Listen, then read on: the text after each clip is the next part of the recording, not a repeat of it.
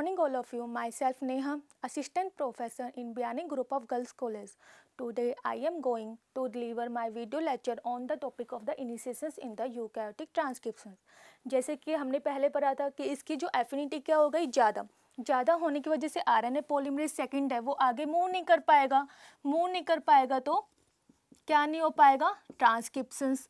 तो अब हमें क्या करवानी है, इसकी एफिनिटी कम करवानी है। तो उसके लिए क्या होता है, जो आरएनए पॉलीमरेज सेकंड है, आरएनए पॉलीमरेज सेकंड, इसकी कितनी सब यूनिट होती है, 12 सब यूनिट। इसमें से जो एक होता है वो होता है आरएनए बाइंडिंग प्रोटीन फर्स्ट। इसके पास क्या होती है, एक टेल होती है, उस टेल के ऊपर क्या होती है, सीक्वेंस होती है। This sequence is Y means है यहाँ पे tyrosine, S means serine, P means proline, T means threonine, S means again serine, proline and S means serine. अब क्या होता है, जो ये टेल है इसके ऊपर ये सीक्वेंस प्रेजेंट होती है। अब इनिशिएशंस के टाइम इस जो सीक्वेंस है first, second, third, fourth, fifth, six, seventh means की जो ये हेप्टापेप्टाइड सीक्वेंस है इस पे क्या होता है, फॉस्फोराइलेशंस। जैसे कि हमने पहले बताया था ट्रांसक्रिप्शन फैक्टर सेकंड एच, उसके पास क्या होते हैं, काइनेज एक्टिविटी, जो क्या करता है, फॉस्फेट ग्रुप को ट्रांसफर करता है। तो इनिशिएशंस के टाइम क्या होता है, जो फिफ्थ सेरिन्स होता है इसकी क्या होगी, फॉस्फोराइलेशंस। मीन्स जो ये फिफ्थ सेरिन्स है फॉस्फोराइलेशंस हो गई। फॉस्फोराइलेशंस होने की वजह से जो इसकी एफिनिटी है वो क्या हो जाती है, कम। एफिनिटी क्या हो गई इसकी, फॉस्फोराइलेशंस की वजह से इसकी एफिनिटी हो गई कम होने की वजह से अब जितने भी इस टेल के साथ जो ये फैक्टर्स अटैच है वो सारे वहाँ से क्या हो जाते हैं, रिमूव। मीन्स कि जैसे कि आपको बताया कि सारे फैक्टर्स क्या हो जाएंगे, रिमूव, जो भी इस टेल से अटैच है। तो ओनली हमारे पास बचेगा क्या, टाटा, बीआरई, बीआरई के ऊपर कौन सा है, second B, initiator, MTE and last one is DPE.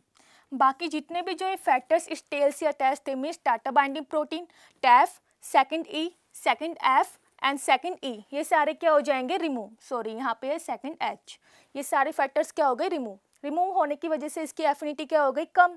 अब यहाँ पे देखिए टाटा बाइंडिंग प्रोटीन्स है नहीं तो ये वापस क्या हो जाएगा, स्ट्रेट, क्योंकि जो हमने पढ़ा है कि जो टाटा बाइंडिंग प्रोटीन्स है वो इसको क्या कर रहा था, बैंड कर रहा था।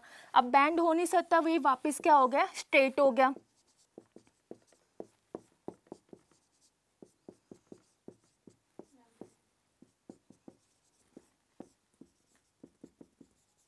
ठीक है, स्ट्रेट हो गया। यहाँ पे तो था कौन सा, सेकंड बी। अब क्या हुआ, यहाँ पे कौन सा आया, RNA polymerase second, RNA polymerase आया। आरएनए पॉलीमरेज जो सेकंड है वो क्या कर रहा है, ठीक है, जैसे यहाँ पे कोई आया, ये तो डीएनए ही है, एडेनिन, थाइमिन, साइटोसिन, गुआनिन, ठीक है। अब इसका काम क्या होता है, सबसे पहले थाइमिन को रीड करेगा। यहाँ से इसने जैसे ही थाइमिन को रीड किया,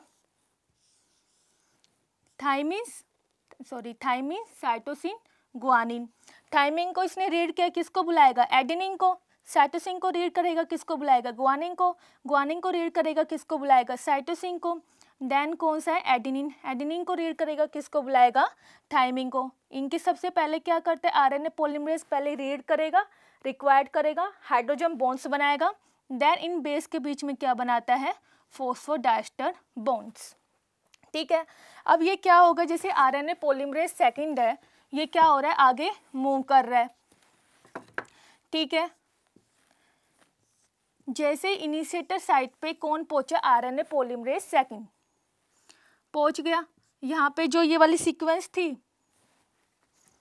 this is the RNA polymerase second, कहाँ पे पहुंच गया, इसमें इनिशिएटर साइट पे। अब यहाँ से जैसे जैसे ये इस सीक्वेंस को रीड कर रहा है, आरएनए की सिंथेसिस कर रहा है, तो ये आरएनए क्या करेगा, यहाँ से एजी चैनल से बाहर निकलना चाहेगा। लेकिन अब ये देखिए वापस क्या हो गई, यहाँ पे जो टाटा साइट है ये वापस क्या हो गई, फ्री हो गई। फ्री हो गई तो फिर वापस कौन आके बाइंड्स कर जाएगा, टाटा बाइंडिंग प्रोटीन्स। कौन आके बाइंड्स हो गया, TATA binding proteins. This is the initiator site, और जहाँ पे क्या था, आरएनए पॉलीमरेज सेकंड, और यहाँ से जो आरएनए बन रहा था वो वापस एजी चैनल से क्या जा रहा है, निकल रहा है। और यहाँ पे क्या था, बीआरई, बीआरई के ऊपर वापस क्या है, ट्रांसक्रिप्शन फैक्टर सेकंड बी। ठीक है, जैसे ही बाइंड हुआ इसने डीएनए को क्या कर दिया, वापस बैंड। अब ये देखिए अब क्या होता है, बैंड हो गई कितने, 80 डिग्री। कौन है यहाँ पे, TATA binding proteins. This is the RNA polymerase second. यहाँ पे क्या, ये आरएनए निकलना स्टार्ट हो गया, जो इस सीक्वेंस का क्या था, कॉम्प्लीमेंट्री।